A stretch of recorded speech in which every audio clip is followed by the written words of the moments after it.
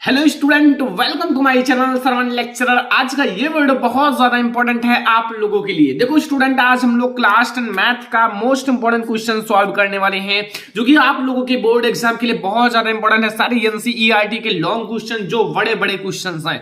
तो वीडियो को लाइक कर दो, चैनल पर नए हो सब्सक्राइब कर लेना। एंड जो इस टाइप का क्वेश्चन है, ये 2 से 3 प्रकार का है। देखो आपके एग्जाम्पल्स एंड एनसीईआरटी बुक के क्वेश्चन से लेकर, क्योंकि इस टाइप के क्वेश्चन आपके बोर्ड एग्जाम में एक ना एक जरूर आता है, इसलिए वेरी इंपॉर्टेंट आप लिख लेना। और यहां जो है ना, सारी चीजें चेंज हैं, क्योंकि मैंने इस टाइप का क्वेश्चन ऑलरेडी बताया भी है, लेकिन उसमें गिनती जो थे, इसमें काउंटिंग जो थे वो चेंज थे, लेकिन इसमें चेंज है। और ये भी वेरी इंपॉर्टेंट है, ऑलरेडी मैंने बताया, लेकिन उसमें अलग अलग चीजें थी, इसमें थोड़ी अलग है।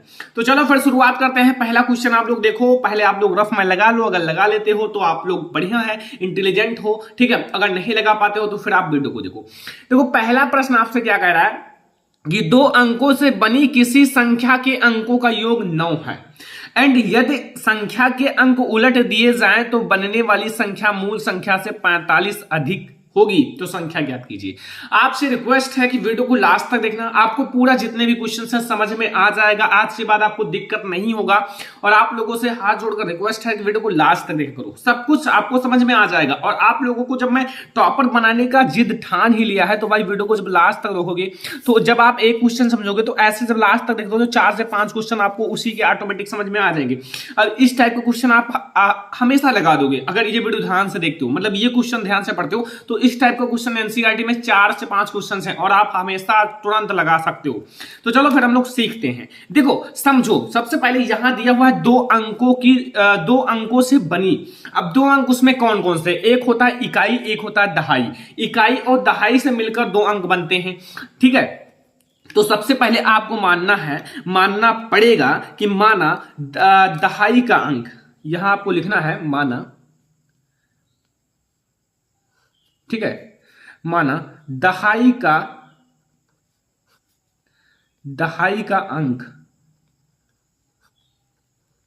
देखो दहाई का अंक आप x मान लो, ठीक है। एंड अब यहां आप देखो, ये बराबर लगा लो या फिर कुछ भी लगा सकते हो, ठीक है। अब यहां आपको वही चीज तथा इकाई का अंक, देखो 2 अंकों से मिलेगी इकाई का अंक। अब इकाई का अंक आप y मान लो, आपने दहाई का अंक x मान लिया, इकाई का अंक y मान लिया, ठीक है। तो 2 अंकों की संख्या, अब यहां 2 अंकों की संख्या, अब संख्या का बनेगी। आपको पता है कि आप पीछे देखो, इकाई दहाई, तो हमने इकाई क्या माना है? y। तो यहां देखो दहाई यानी कि पहले 10 के साथ क्या जोड़ेगा? x, क्योंकि ये दहाई है एंड ये इकाई है, क्योंकि यहां 10 आ गया तो ये दहाई, और 1 है इसके आगे, इसलिए इकाई। तो मैंने इकाई y ही माना है, तो ये इकाई है और ये क्या है? दहाई x, ठीक है। अब आपको ऐसे लिख लेना है। अब ऐसे अगर आपसे क्वेश्चन पूछा जाए तो सब इतना ही रहेगा। अब देखो, अब प्रश्न के अनुसार क्या कह रहा है?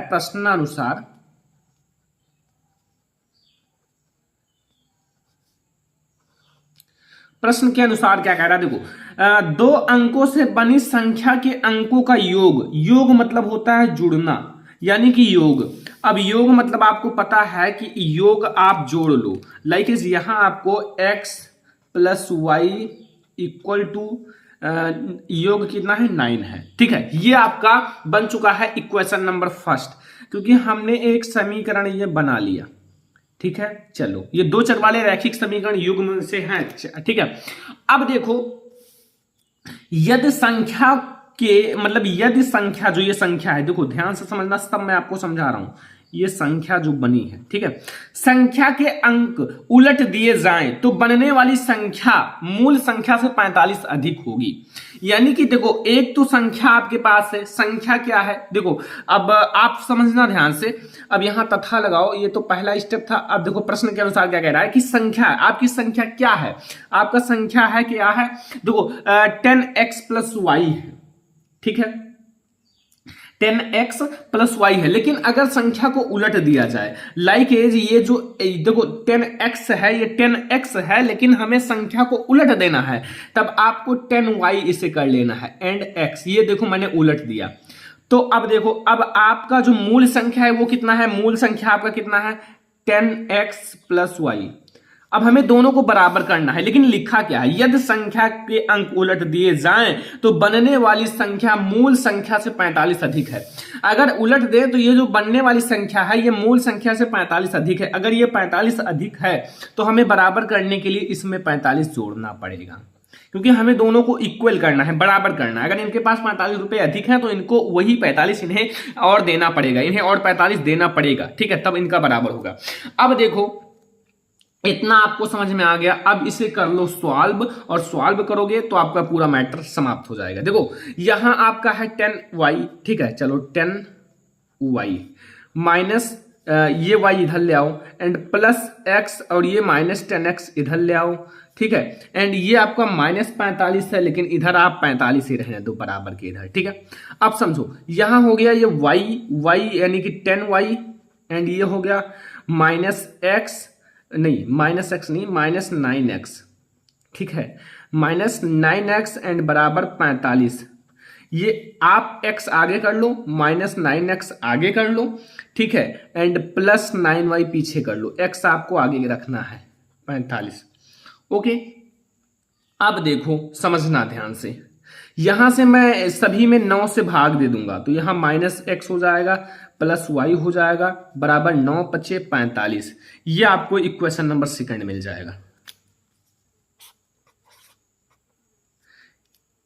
ये आपको इक्वेशन नंबर सेकंड मिल जाएगा। अब देखो हमें इक्वेशन नंबर फर्स्ट मिल गया, इक्वेशन नंबर सेकंड मिल गया, तो अब कुछ करना नहीं है। समीकरण 1 जो है आपका, समीकरण 1 जो है तथा समीकरण 2 को जोड़ने पर अर्थात इन दोनों समीकरण को आपको जोड़ लेने हैं, ठीक है। तो जोड़ोगे तो क्या होगा, एक आपका इक्वेशन है x plus y equal to 9 है, और दूसरा इक्वेशन है x ये माइनस x है and plus y equal to 5 है। अब देखो समझना, यहां आपका x से x जाएगा कट और यहां 2y आएगा, और ये आएगा 9 5 14 एंड y बराबर, आप यहां 14 में भाग दोगे 2 से तो यहां आएगा 7। y का मान कितना आ गया 7। अब x का मान आपको ज्ञात करना है, तो यहां देखो x का मान आपका समीकरण 1 में, मैं दूसरे पेज में बताता हूं। अब यही y का मान समीकरण 1 में रख दो, y का मान समीकरण 1 में रखने पर, समीकरण 1 आपका क्या है आप देख सकते हो। समीकरण 1 आपको यहां x प्लस वाई बराबर 9 यानी कि x plus y equal to 9। अब यहां आप क्या रखना है, y का मान कितना आया है आपका 7 आया है, तो y का मान आप 7 रख दो, तो यहां 7 रखोगे प्लस 7 बराबर 9, तो यहां x बराबर 9 में से आप 7 घटा लो यानी कि x बराबर 2, यानी कि y का मान 7 आया है, x का मान 2। अब आपको संख्या ज्ञात करनी है, तो संख्या आपको पता है मैंने क्या माना था, संख्या आप नोट कर लिए होंगे 10x प्लस वाई। अब देखो यहां से संख्या निकालना बहुत ज्यादा इजी हो गया है, यहां 10 एंड x का मान है 2 प्लस y का मान है 7, तो यहां से अगर देखा जाए तो 10 2 20 एंड 7 27, ये आपका संख्या होगी एंड इकाई दहाई आपका आ गया एक्स वाई का मान। तो यहां से आप लोगों का पूरा मान हो चुका है ज्ञात, और बहुत इजी क्वेश्चन था। तो यहां से पहला क्वेश्चन आपको पता चल गया होगा। दूसरा क्वेश्चन आपके सामने आ चुका है, ये देखो बहुत ज्यादा इंपॉर्टेंट गुणनखंड है जो आपके लिए बहुत ज्यादा इंपॉर्टेंट है, और आपके बोर्ड एग्जाम में ये गुणनखंड पूछा भी जाता है। तो चलो फिर देखते हैं, बहुत अच्छा गुणनखंड आपके सामने आ चुका है। देखो लिखा हुआ है 100x square minus 20x plus 1। अब इसे कैसे करोगे, गुणनखंड विधि से करना है। सबसे पहले इसके जो मतलब ये है गुणांक, इससे गुणा कर लो 1 से, यानी कि ये 100 हो जाएगा। आपको अपने माइंड में रखना है, ना कि इसे लिखना है, ठीक है। अब यहां भैया जोड़ने घटाने पर 20 आना चाहिए, गुणा करने पर 100 आना चाहिए। कैसे, हाउ? तो अब आपको पता होगा, अगर हम 10 प्लस 10 कर ले, देखो यहाँ 100x स्क्वायर माइनस अगर हम 10 प्लस 10 करेंगे तो जोड़ेंगे तो 20 आएगा, गुणा करेंगे तो 100 आएगा। बस यही आपका सही है, 0, ठीक है। अब देखो यहाँ 100x स्क्वायर -10x एंड ये प्लस एंड माइनस जब गुणा होगा तो -10x हो जाएगा एंड +1। बहुत अच्छा है, अगर आप ध्यान से समझोगे तो सारा कुछ समझ जाओगे, इनके x का मान अभी ज्ञात हो जाएगा। यहां से आप क्या कॉमन ले सकते हो, सोचो। यहां से हम लोग कॉमन ले सकते हैं 10x ले लें, 10x कॉमन ले लो तो यहाँ 10 यानी कि 10x यहाँ भी बचेगा, यहाँ -1 बचेगा, और यहाँ माइनस आप 1 कॉमन ले लो तो यहाँ 10x बचेगा एंड प्लस माइनस -1 बचेगा बराबर 0। ठीक है, अब आप सोच रहे हो कि ये कैसा आ गया। ठीक है, कोई दिक्कत नहीं, यहाँ 10x है, ये और ये एक ब्रैकेट में कर लो -1, और यहाँ से 10x -1 बराबर 0।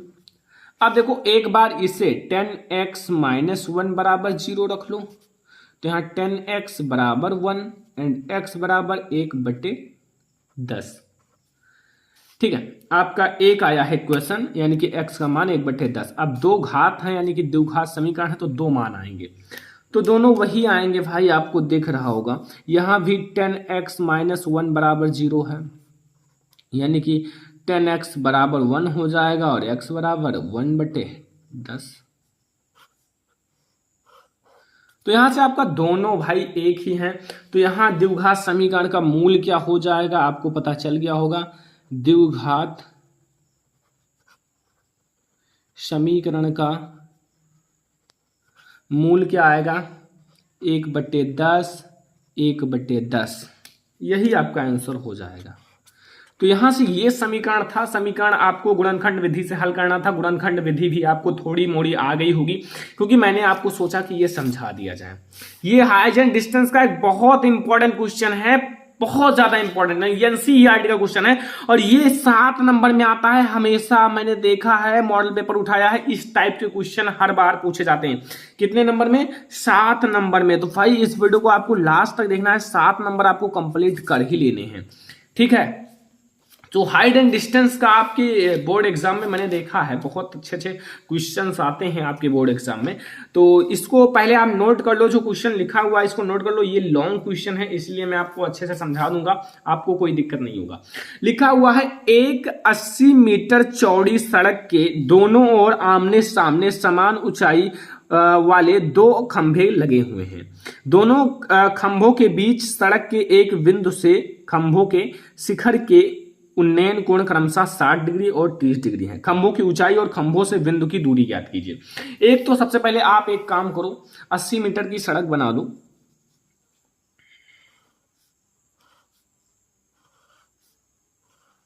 मान लो ये आपका सड़क है 80 मीटर, कितना है? 80 मीटर। ठीक है, आमने सामने बराबर समान ऊंचाई पर 2 चीजें खड़ी हुई हैं।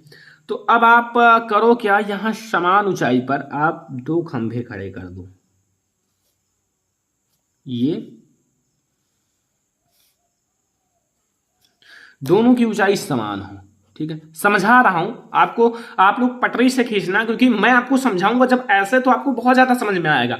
अब देखो मैंने किया क्या, एक 80 मीटर की सड़क ली और आमने सामने मैंने 2 खंभे खड़े कर दिए समान ऊंचाई पर। ठीक है, और 2 खंभे लगे हैं, दोनों खंभों के बीच सड़क के बिंदु, यानी कि दोनों खंभों के बीच यहां एक सड़क का बिंदु है। ठीक है, समझना, बिंदु के मतलब शिखर के उन्नयन कोण 60 डिग्री और 30 डिग्री है, यानी कि इन दोनों के ऐसे शिखर को मिलाने पर ये इनका शिखर मिला लो एंड इनका, ये थोड़ा ऊंचा कम है, इसे थोड़ा और ऊंचा कर लो।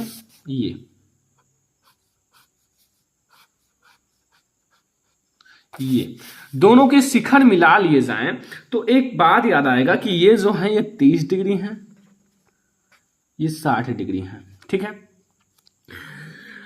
अब देखो, अब हमें ज्ञात क्या करना है कि शिखर का उन्नयन घटना, खंभों की ऊंचाई, जो खंभा है इसकी ऊंचाई यानी कि एच ज्ञात करना है। ये जो खंभा है उसकी ऊंचाई एच। देखो अगर इस एच को ज्ञात करोगे तो दूसरा एच ऑटोमेटिक ज्ञात हो जाएगा, क्योंकि आपका ये एच बराबर है। ठीक है, और खंभों की बिंदु से दूरी, यानी कि ये दूरी भी ज्ञात करना है, बिंदु से दूरी, खंभों की बिंदु से दूरी। तो अगर हम मान ले कि ये x मीटर है, ये x मीटर, तो अगर हम, ये पूरा 80 है लेकिन हम इतने यहां देखो a से r तक 80 मान लें। ठीक है, तो आर से बी तक कितना होगा, अगर हम 80 में से एक्स को घटा देंगे तो ये दूरी भी तो निकल आएगी। ये दूरी 80 में से एक्स घटा दो, ये एक्स मान लो, ठीक है। एंड ये आपका बिंदु सारा नाम दे देता हूं, क्यों हो गया, पी हो गया, ठीक है। समझ में आया, P A R and Q V R, ठीक है। अब आपका पूरा एक छोटा सा थ्योरी लिख लेना, बस आपका काम हो जाए। तो यहां आपको छोटी सी थ्योरी लिख लेना है, जो कि मैं आपको बताता हूं। देखो, माना पी ए तथा क्यू बी समान ऊंचाई एच मीटर के दो खंभे हैं। देखो, एक है, देखो मैं आपको सब कुछ समझा देता हूं। यहां पी एंड ए इसका, एंड यहां क्यू एंड वी, ये दोनों, देखो ये एच है तो ये भी एच ही होगा, ठीक है। समान ऊंचाई है, खंभे हैं, और सड़क की चौड़ाई देखो ए और बी है। भले ही ये एक्स है, ये एक्स मीटर मैंने मान लिया, ये 80 माइनस एक्स है, लेकिन पूरी जो है वो ए बी यानी कि 80 मीटर है। दोनों खंभों का उन्नयन कोण 60 डिग्री और 30 डिग्री है, ठीक है। क्या है, 60 डिग्री और 30 डिग्री है। अब देखो, अब आपको एक काम लिख लेना है, जो मैंने माना है एक्स और वाई। देखो यहां मैंने क्या माना था कि जो ये मैंने एक्स मान लिया है, तो सड़क की चौड़ाई कितनी है पूरी। देखो मैं आपको सब कुछ लिख देता हूं, सड़क की चौड़ाई पूरी 80 मीटर है, 80 मीटर, ठीक है। यहां एवी है ना, एवी सड़क की चौड़ाई 80 मीटर, ठीक है। तथा अब देखो आर की पहले खंभे पीए से दूरी, देखो आर की यानी कि आर की जो है, अब इसकी देखो आर ये की एक्स है एंड आर वी की 80 माइनस एक्स है। अब देखो यहां जो आर बिंदु है, आर बिंदु, और ये खंभा है पीए जो आपका खंभा है, खंभा आर बिंदु से कितनी दूरी पर है, एक्स। तो यहां आप लिख लो कि माना बिंदु आर है, आर की खंभे पीए से दूरी कितना है, एक्स मीटर है। तथा आर, देखो अब ये खंभा दूसरा है क्यू वी, ये एक खंभा है पी ए जिसकी आर बिंदु से दूरी एक्स है, और क्यू आर की कितना है 80 माइनस एक्स है। तो आर मतलब आर बिंदु आर, यहां मैं फिर से, तथा बिंदु आर की खंभे क्यू वी की दूरी, पूरा थ्योरी आपको बना कर लिखना है, 80 माइनस एक्स मीटर है। बस अब आपकी थ्योरी पूरी कंप्लीट हो गई। मैंने कुछ किया नहीं है, ये जो मैंने किया है इसको लिख दिया है और सब चीजें मैंने लिख दिया है, बस। अब देखो यहां अब आपको समकोण त्रिभुज लेना है। लाइक यहां एक आपका त्रिभुज है पी ए आर, और दूसरा त्रिभुज क्या है, दूसरा त्रिभुज क्यू वी आर। देखो ये सारे एक त्रिभुज है, ट्रायंगल। तो पहले हम लोग समकोण त्रिभुज, देखो ध्यान से समझना, बहुत ज्यादा इंपॉर्टेंट है क्वेश्चन। समकोण त्रिभुज पी ए आर में, देखो पी ए आर में, अब हमें ये देखो ये दिया हुआ है, यानी कि लंब और आधार। लंब बटे आधार किसका होता है, tan बराबर लंब बटे आधार। तो tan और कितना डिग्री का कोण बनाता है, 60 डिग्री का। तो पी ए है, यानी कि लंब पी ए है और आधार ए आर है लाइपेज, हाँ ए आर है। तब पी ए आपका कितना है, इधर देखो, इधर नीचे इसका मान कितना होता है √3, एंड पी ए आपका कितना है h, एंड ये है x। यानी कि अगर h बराबर देखा जाए तो √3x, ये आपका इक्वेशन नंबर फर्स्ट हो गया, ठीक है। यहां से आपको समझ में आया, ये आपका h बराबर √3 एंड x। अब देखो नीचे सब कुछ समझाऊंगा, ध्यान से समझो। अब ये इधर समझो, बगल में आप लोग समझ लो, दो त्रिभुज हैं, दोनों त्रिभुज को करने के बाद यहां अब समकोण त्रिभुज दूसरा लेते हैं। समकोण त्रिभुज, यहां दूसरा त्रिभुज देखो ये है, ये आपका कौन सा त्रिभुज है, क्यू वी आर में। अब क्यू वी आर है तो क्यू वी आर, अब इसमें भी tan ही लगेगा, क्योंकि सेम प्रोसेस है, 30 डिग्री है, देखो 30 डिग्री, एंड इसमें भी लंब बटे आधार है। तो लंब आपका h है तथा आधार, लेकिन यहाँ क्यू वी है तथा यहाँ 80 माइनस एक्स है। यानी कि यहाँ इसका मान होता है 1/√3 अपान, इसका मान है h, एंड इसका मान है 80 माइनस एक्स। और यहां से अगर देखा जाए h बराबर, तो यहां मिलेगा 80 माइनस एक्स बटे √3। अब देखो ये आपको समीकरण फर्स्ट है, ये आपका समीकरण सेकंड है।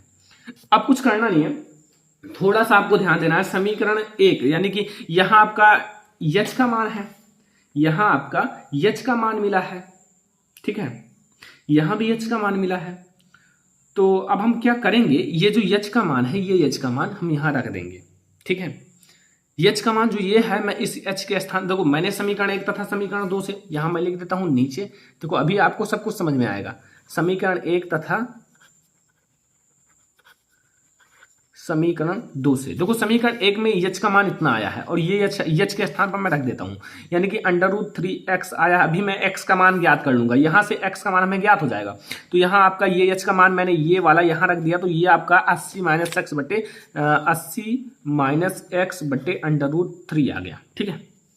अब अगर इसे आप सॉल्व करोगे तो x बराबर आपका कुल मिला के यहां आपका क्या मिलेगा, यहां थोड़ा रुको, इसको हम लोग इसके मल्टीप्लाई कर लेते हैं। 80 नहीं 3 √3 का गुणा होगा तो 3 हो जाएगा और बराबर 80 माइनस एक्स।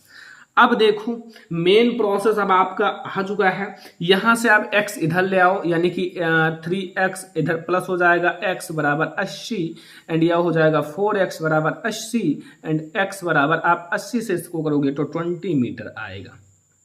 यानी कि यहां से x का मान कितना आया, 20 मीटर, यानी कि x का मान हमें कितना मिला, 20 मीटर, ठीक है, कोई दिक्कत नहीं। अब हम लोगों को h का मान ज्ञात करना है, h का मान। अब हमें अगर ये 20 मीटर मिल गया है x का मान, तो अब हम लोग समीकरण 1 में x का मान रख देते हैं। समीकरण 1 में x का मान रखने पर, अब समीकरण 1 में x का मान रख देते हैं। समीकरण 1 ये देख लो, h बराबर x का मान आप मान रख दो, यहाँ √3x है तो यहाँ √3 इंटू 20 कर लो, नहीं √3 है एंड यहाँ क्या है x, यानी कि x का मान हमें 20 मिला है। तो h बराबर अगर आप इसका मल्टीप्लाई करोगे तो यहाँ देखो √3 का मान क्या होता है, 1.73 इंटू 20, और अगर आप इसका मल्टीप्लाई करोगे तो यहाँ आएगा 34.60 मीटर। यहां से खंभे की ऊंचाई आप देख लो 34.60 मीटर आपकी आ गई। और हमें ज्ञात क्या करना था, देखो यहां हमें ज्ञात करना था खंभे की ऊंचाई, और खंभे की ऊंचाई, खंभे से बिंदु की दूरी, तो खंभे से बिंदु की दूरी ये x है और x की कितना आया है आंसर 20 मीटर। तो यहां से आपका दोनों ज्ञात हो चुका है। भाई आप लोग इसे नोट कर लेना, बहुत ज्यादा इंपॉर्टेंट क्वेश्चन है, इसीलिए मैंने आपको इसे बार बार समझाया है। और अगर आपको समझ में आ गया हो तो अच्छी बात है, अगर नहीं समझ में आया है तो फिर आप समझ लो अच्छे से वीडियो को पीछे करके। क्वेश्चन नंबर 5 समझो, बहुत ज्यादा इंपॉर्टेंट है आपके लिए। लिखा हुआ है उस बिंदु का केंद्रक ज्ञात कीजिए जिसके शीर्ष 7,5 एंड 5,7 एक ब्रैकेट में और -3,3 एक ब्रैकेट में। अब इसका हमें केंद्रक ज्ञात करना है।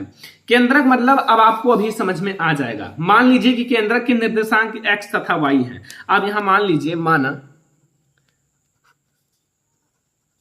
केंद्रक का निर्देशांक x, y है। अब आपको मान लेना है x, y है, कौन है, केंद्रक। अब यहां से आपको एक बात पता है, मैंने हर बार बताया है, यहां मैं प्रश्न में ही बताता हूं, ये x1 है, ये y1 है, ये x2 है, ये y2 है, ये x3 है, ये y3 है। ठीक है, समझ में आया, कोई दिक्कत नहीं है। ओके,